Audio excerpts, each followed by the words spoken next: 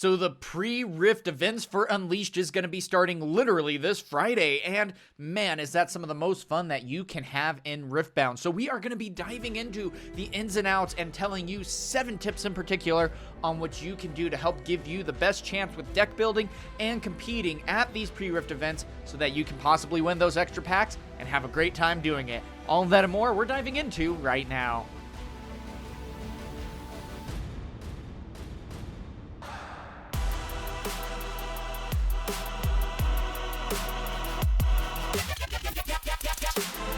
So this is one of my favorite times on how to experience Riftbound. I mean, going in and you have just your sealed box, you get your 5 packs, you get a 15 card deck to help you out on building a 25 card deck or more, luckily.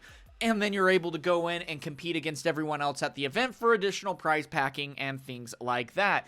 And it's just an absolute blast. But at the same time, there's a lot to try to learn with a lot of this too, which can make things a little bit more difficult. So again, like what we said at the beginning, this is going to be 7 tips to help you dive in and figure out what you need to do to be able to build your deck with the most optimal type of build, while also giving you still a good chance at being able to compete depending on what legends and you know, champions that you might be pulling, because there's a lot of strategy that could be coming from that. And, you know, we definitely want to give you guys the best chance at being able to win those extra packs, because nothing feels better than when you have no cards in your collection, you're still not necessarily getting your boxes just yet, and then you are able to open up packs for the first time. And if you go to enough events, it's almost like you're buying another box anyway. So it's just an absolute blast. Now, the nice part about this too is if you guys don't necessarily know how pre-Rift events work or things like that, not to worry, we got you covered. We have a video on what all of the Legends and Champion 15 card structure decks are included in the channel, and then also even how pre-Rift events will also work for you. So all of that is going to be on my YouTube channel. Feel free to search for that if you need the extra help. So tip number 1, avoid being overwhelmed. Now, what I necessarily mean by that is that when you finally go and you get your 15 card pack and you open up your 5 packs, you take a look and you're just like, where the crap do I go from here? I have a lot of cards. I have maybe a little bit direction depending on, you know, the legend and that helpful deck that I ended up getting. But then on the flip side of that, I also got like 4 extra legends, a couple of champions, and, you know, on top of that, 6 different colors of stuff that I just have no idea where to go from with any of this. Okay, cool. Yeah, totally understand that. But the biggest thing here is, you know, to just not necessarily get overwhelmed. How do you do that, though? Well, there's a lot of times where you can see that there might be a bigger uptick of cards for specific colors, you know? And so in this case, more often than not, I separate everything out by color first, and then I will decide from that point what 2 or 3 colors that I will build. And so it's like, okay, cool. Well, I got like 7 cards of green, but 15 of red. Okay, well then odds are I have a better pool to be able to pull from with my red, so I might just go with that as one of my colors. My structure deck colors, which is like blue and purple, for example, if I got like Diana. Okay, cool, so those could be my 3 colors, you know? And, or, you know, you just got a lot of really good blue and purple with your legend, and you also pulled a lot of blue and purple cards, and you just immediately can push out the rest of the extra cards. You don't even need to see those, you know?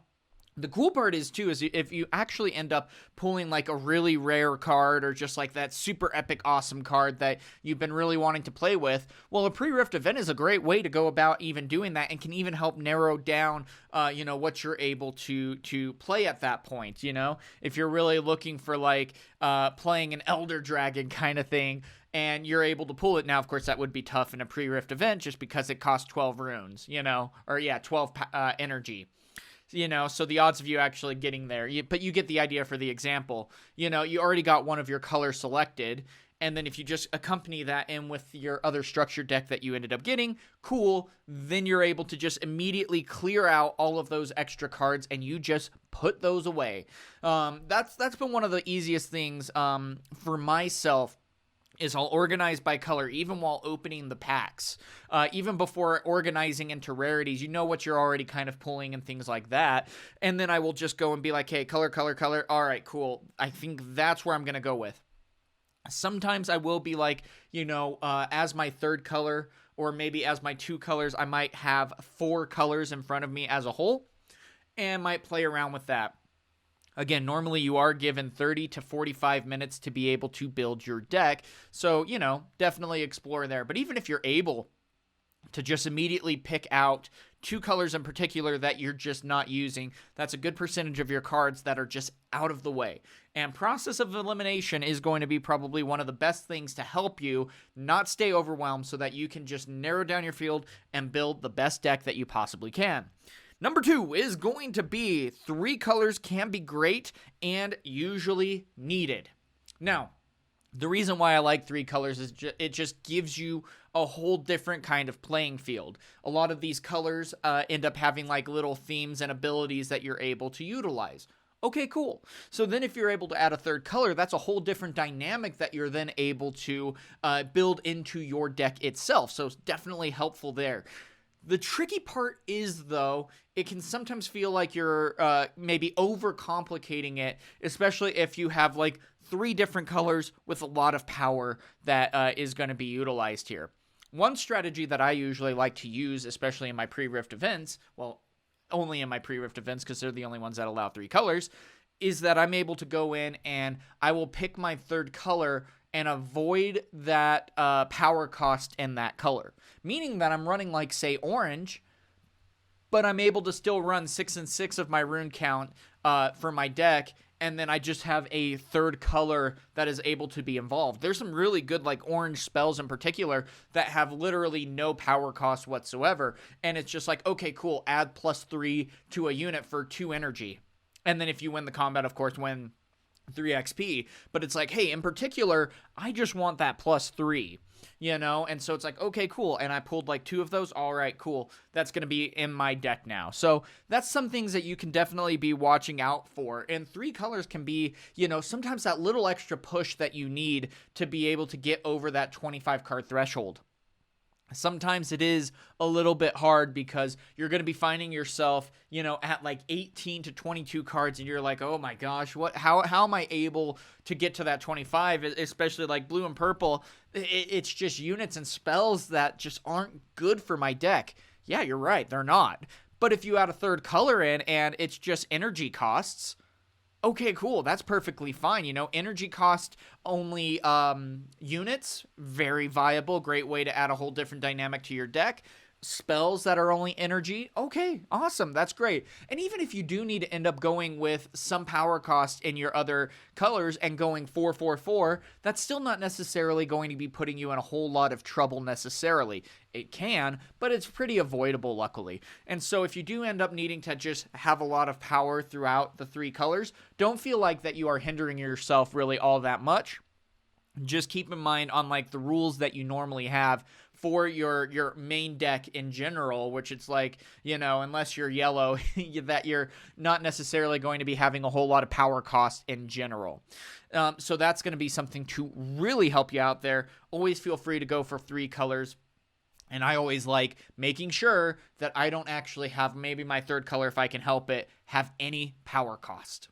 Next, of course, is going to be units. And what I mean by that in particular is that, if you don't have units, there's going to be no way for you to be able to, actually take points and win your games. And luckily, there's not necessarily a whole lot of, spell destruction in this set. There is a little bit. There's also a lot of stunning and bouncing back to hand style of cards and whatnot, but that's mainly in green and purple, and you get the idea. But the biggest thing is if you don't have units, you're just in trouble. And I almost even prioritize a little bit more, having more of those 2-cost, 3-cost units, and then slowly scale it up.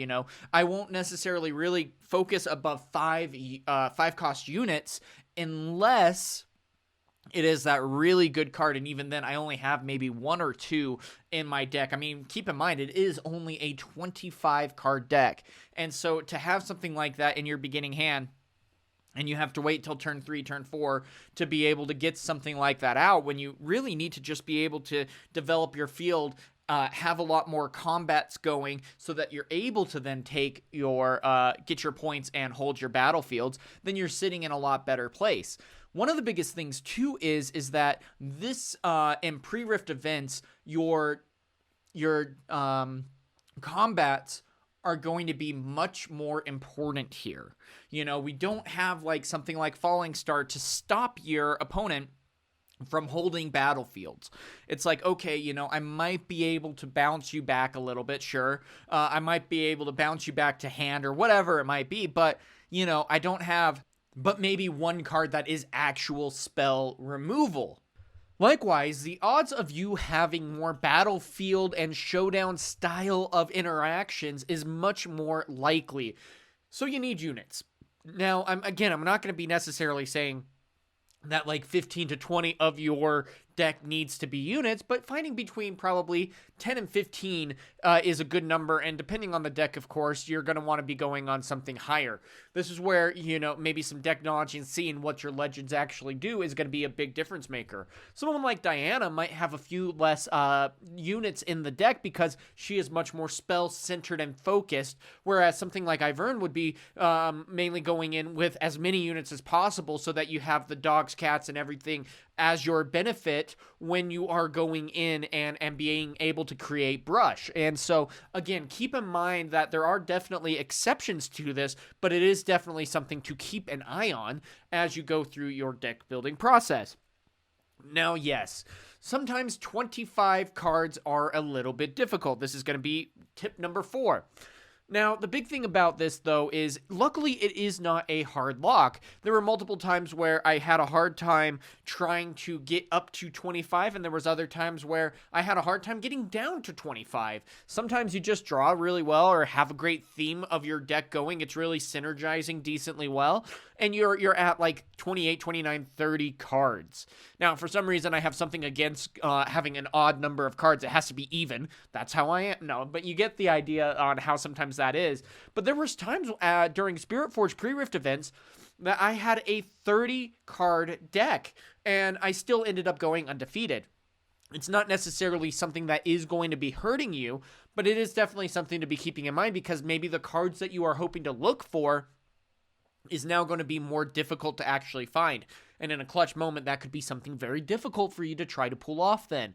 At the same time, though, the nice part is with this is you are able to also not be locked down by only 3 per card in your deck itself. If you end up pulling 5 of a really good card, like that spell that we talked about, where you get to add +3, and if you win the combat, then you get to gain a certain amount of XP. Awesome, cool. I pulled 5 of that. I really want that card. All right, cool. That's going to be 5 of my 25 at that point. And so there's some stuff that you're going to be able to do to be able to make sure that you get to that count. And again, sometimes it does come down to where you just need to go in and make sure that you're able to get to that 25 card limit. You know, and that's going to be maybe sometimes of a stretch depending on what you actually pull. There's a couple of times when I went to a pre-Rift event in Spirit Forged, I got Rek'Sai, and it was not a great set of cards either. And it's like, I can't use Rek'Sai. Yellow was necessarily, it was a bad color in Spirit Forge, at least in a pre-Rift event. And so I was like, all right, well, that really limits me on to where else I can go. And so I ended up just trying to build a deck and getting up to that point of 25 cards. And at that point, I ended up just having to pick 3 of my most popular cards and having to throw a couple of bad ones in. And luckily, we did get lucky. We were still able to go, undefeated, but it definitely was a much closer match there. And that was the time that I luckily pulled like Sivir as my legend. And so we were able to really mitigate the hit a lot more, but being purple, orange, and I think it was green was my third color. Still was very difficult, but made a really big difference in that. It does feel like it is really hard, and of course, you don't ever want to put in like those dead cards, but unfortunately, especially in a sealed event like this, you're going to have to. Everyone has that kind of situation where you're not going to be able to build that optimized card or that optimized deck. You only have 5 packs and a 15 card helper thing that might not actually be where you want to take your deck. And in that case, it's like, all right, well, let's figure it out. So that's going to be the biggest thing. Don't necessarily feel like that you sometimes your hands just are going to be tight in this. It's not necessarily a bad thing, and it is going to come down to sometimes that, that's just how it is. But at the same time, don't necessarily feel like you have to be discouraged by that there's actually other people in the room, quite honestly, probably everyone in the room, that is having to deal with some kind of that same issue anyway. Now, number 5, card draw is king. Yes, that's going to be a true statement there, that sometimes card draw is just absolutely important. Now, sometimes that is hard to come by. There might not always be a whole ton of card draw for you to be able to utilize in your set. If you get like Master Yi and you get that, 5 cost that gets cut down in cost depending on how much XP you have, then maybe it's a really good job. But even still, there have been times with even like discarding and drawing a card. We have that purple 3 energy, 3 might unit where when you play it, you're able to discard a card, draw a card.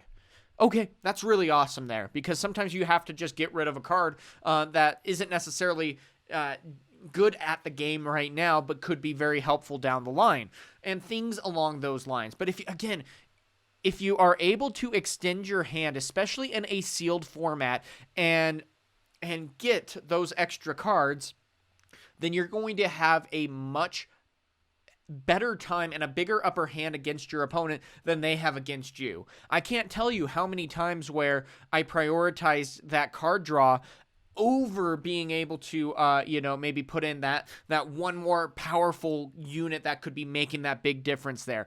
It's nice, don't get me wrong, but still, when you're able to now play like the blue gen spell, where it's repeatable, and for 4 you can draw 2 cards, that can be a pretty big get out of jail card for you, because it's like, you have 3 cards in hand, you see the threat of your opponent on the board, you're able to play out maybe a unit, but you don't necessarily have a whole lot of other options, and it's like, okay, cool, well then let me extend my hand by 2. And then, especially because it's only 25 cards, you're able to potentially find that answer. Very helpful there. And that is one of my biggest priorities when playing in a sealed event. I need my card draw.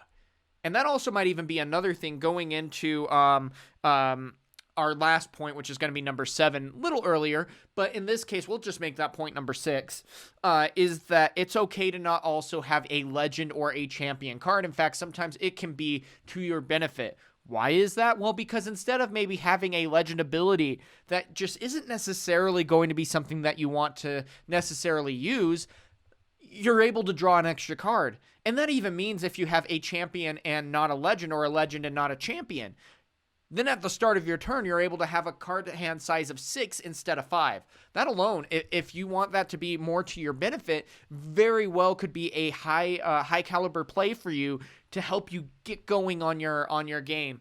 And there were even multiple times where, yes, I did play out 2 legends, like I got Jax, Very powerful combo in Spirit Forge. Diana is also like another really good example of that. But Diana's champion legend is like, oh, well, when you move into a battlefield, you can pay 1 and predict. Okay, not necessarily needed. She is nice to be able to have that guaranteed turn 2 drop, sure. But outside of that, maybe if I don't necessarily need that I have my curve built well enough at that point, that extra card could be that very handy choice right there. Okay, awesome. Let me go for that extra card and see what maybe we can do at that point. That's going to be the biggest thing there, and why it goes hand in hand with it's okay to not have a legend or champion card, and that very well could be to your benefit. Now, of course, if you don't have both, then that means that you're just not going to be able to necessarily do anything. You're only going to get 1 extra card instead. So sometimes it is beneficial to just have that unit. Now, the nice part is you can also have any champion be in your champion zone. It does not have to be the same as your legend. As long as it is in your color combination, you are able to then use it. So do that. It's way helpful on being able to get going there, and I have loved being able to. There was one game where I had Jax as my legend in Spirit Forged, because I had a lot of course, equipment to be able to go alongside that. And then I had Sivir as my champion. And, of course, that's in my 3-color combinations. But it was a very big help on being able to have a unit that I could potentially accelerate out, and then maybe even attach a Brutalizer at the same time, some crazy combos to be able to go there. But again, if you have like maybe that champion that could be that looming threat, you have like an Ambush Rainguard that you managed to pull, and you're like, hey, I want that there, but my legends just weren't necessarily what I want to play. Okay, cool. Take that extra card then. It is very much to your benefit. And the final point, number 7, is going to be watch your power. Now, the nice part about having a lot of units is that sometimes you do want to spam out a lot of units, having some good spells, or playing out a unit and a spell and then being able to attack it and maybe play out another spell. Those are the kinds of combo pieces that you're wanting to play. And if you find yourself going down to like 3 or 4, 3 or 2 runes, then you're going to be probably finding yourself having a difficult time trying to keep up with your opponent, who is able to maintain 6, 7, or 8 style of runes in their rune pool. That is a big difference maker to make. And then on top of that, if you're able to also prioritize your card draw with your rune count, then you're just having explosive turn after turn after turn where you're refilling your hand, you're playing this unit here, you're attacking into this battlefield, you're adding the might here, you're then being able to hide a card. And then on the follow-up turn, you're still going to be able to add 2 runes to your rune pool and go up to 7 runes. There's a lot of versatility there that you can definitely utilize. Now, that's going to be a lot of help there, and I think that is going to be essentially the 7 points. One little bonus tip, too, it is perfectly fine not having to use a battlefield. This was something that actually sometimes felt even better because you weren't necessarily giving your opponent anything that they were able to benefit off of either. Some stores, of course, allow for a best of 3. Some allow for a best of 1. Depending on what your store ends up doing, is definitely up to them in this case. And you need to be able to feel out, if you have like the Diana battlefield that just gives you +1 for each and every spell that you play. Okay, that's really good. I'm playing that with my Diana deck game 1 each and every time. But if I'm going and I have a battlefield that's just not very good, it's okay, and it could very well benefit my opponent, it's okay to play all 3 games with a blank battlefield. You are by no way obligated to play a battlefield each and every game, even if you pull 5, 6 battlefields. Doesn't matter. You don't have to necessarily play them. And so keep that in mind in your deck building strategy on being able to go about that. You don't have to.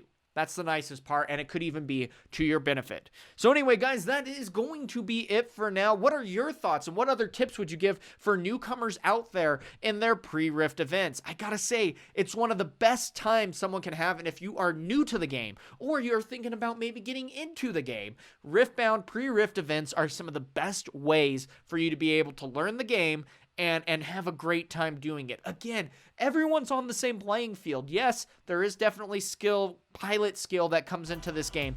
That's normal, though. That's how it is in every TCG. But, man, I just gotta say, it's some of the most fun that you can have. So if you're thinking about going to a pre-Rift event, go to the Riftbound events calendar, find some pre-Rift events. They're usually around, $25, $30 for you to be able to go, and it's just an absolute blast for you to be able to have. So with that being said, guys, that is going to be it for now. Again, let me know your tips and tricks down in the comments below, and until next time, guys, have a good one.